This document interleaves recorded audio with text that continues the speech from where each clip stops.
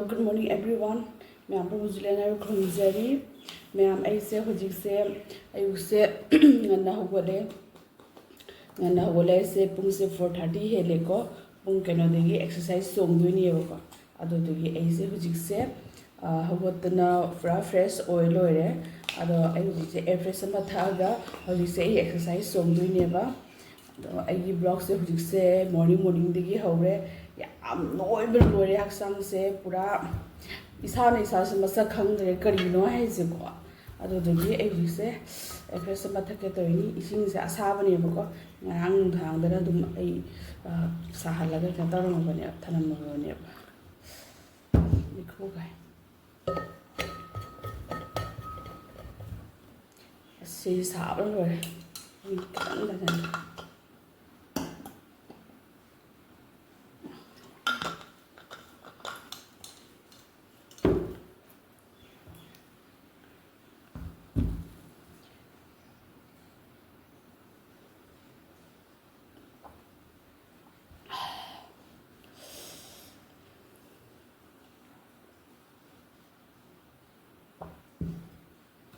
mayam ai exercise som idi fi nu sala atopa free lipa jai ko free sai na se dum lo le kidan chak to t-shirt se kai nai di jo ai exercise se kanoi tho ni kidan ha na di dum ka pik tak to ba ka no free li lam ya ko ajin ta sa se kanoi tho ko to no ngai dre to na se na li le ado do mayam yengminasi exercise se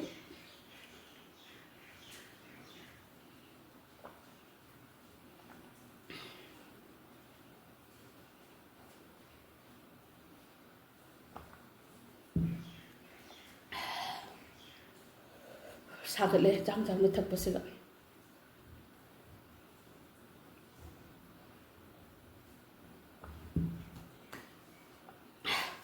야 많이 탑벌러래 아도 후직세 이게 뭐지 우리 공거리기가 우리가 yengminasi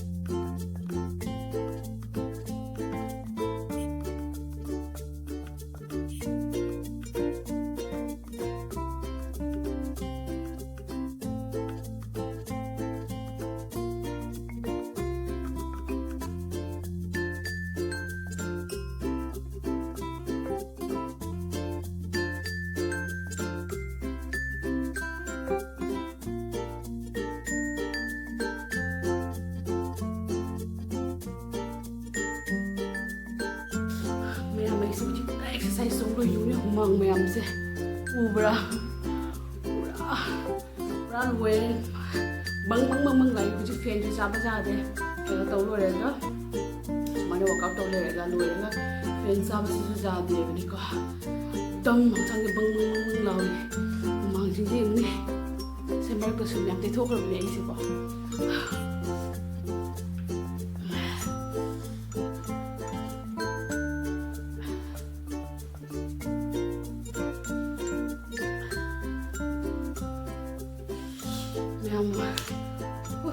bokul mung law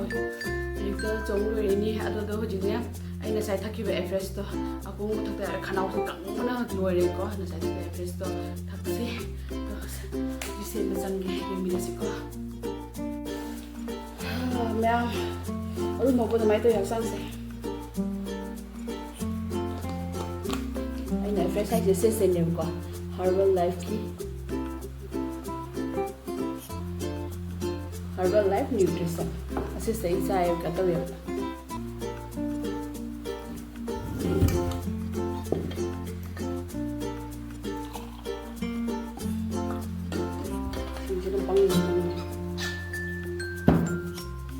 ini kan mix so shushina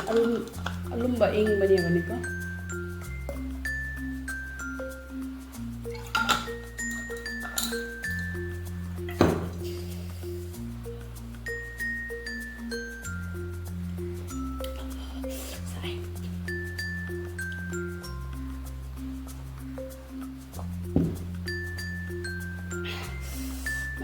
sẽ có cái cái này cũng thành được gì có mẹ em ấy dùng chúng ta FS thật rồi đó các bạn nhé sẽ cái sẽ thật cái tuổi đó có đó cái aerobic exercise xuống rồi cái smart exercise xuống rồi cái ném hay đi sẽ thật rồi và đi còn học sang thì cái nó ngồi nhẹ được có đó ấy sẽ cái nó mẹ em cũng hàng ní cái gì có ấy sẽ herbal life nutrition thì trái được có herbal life nutrition ase gi FS se ko magi se promote thai ai se ko hoji ka tawal me ha la ham khai mamang di ai se ko me am exercise so ko me ang se pra kang thora bani ba adu gi di ai se aku mar khani le pure ham le pa dum khai tang le pa dum tan tha gi ne so de hoji ko ho wa le ha sa se jam noi ba se he le ko hang sang he jan noi ba hai sa ko di na te ado ni me ado ai na ka to ba se ko ai exercise so bu video se mate ga ma dum ha pa ke ado me am dum yengminasi jam na di hai na ka chong ma te ado music se I ondro ka ni mo gi chong ma music se ga ta or kari hai ai hapo ya ba kai nai di ne dum isa gi music ma kan to ni ata di copyright cha ni ba ne ado ni me ase se tha ge ado ye gi di video se ma kha ta na kum yengminasi kan to dui na si se tharoi se ka to be khali thong ge na khali ba ne ko aduna tharoi jamna thongbo ge di ka to ro I chana pasu na si se art competition le ba ko hai ba di ka sum na te hai te program adu sine dum competition do hai di competition te ma prize prokani gi wari te me am ko na mak se ko tinaraga khamai to wi do khang na bi da mak da na si se poge tab ne adu mo gi to do sine children park te ne ba ko ado me am mapana no su kan na churi to kamai no chatoira ka do ko hangde masa su kiting na sai to ga na mo ni khang da hidak pi jara ga to ba ne ba